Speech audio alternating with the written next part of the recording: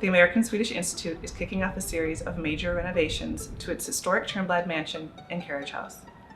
In preparation, we've been sifting through items in storage, cleaning and moving things out so work can begin.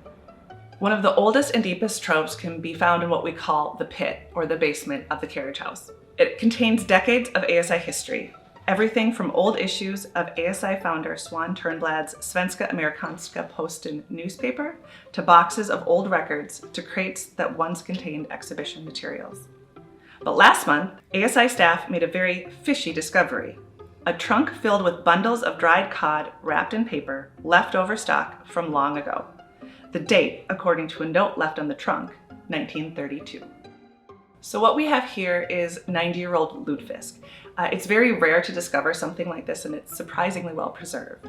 When deciding what to do with this, we ultimately went with our gut. First, we sent a sample of the Lutfisk to the Department of Food Science and Nutrition at the University of Minnesota, where Dr. Jonah Poisson put the food into a state-of-the-art industrial-grade food rehydrator.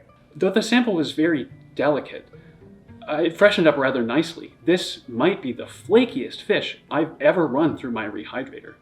It's got this variation that indicates excellent preservation. Of course, we know what you're wondering, because we wondered too. How might this 90-year-old Lutfisk taste? For that answer, we sent a sample to Richard Tellstrom, an author and food researcher in Stockholm. And I have now had the chance to prepare and sample this vintage Lutfisk, and it was quite surprised and pleased by its distinctive aroma and piquant flavor. I heartily recommend this practice of keeping Lutfisk dry for at least 30 years, if not more, before preparing it. Although there are certainly some who would recommend never preparing it at all.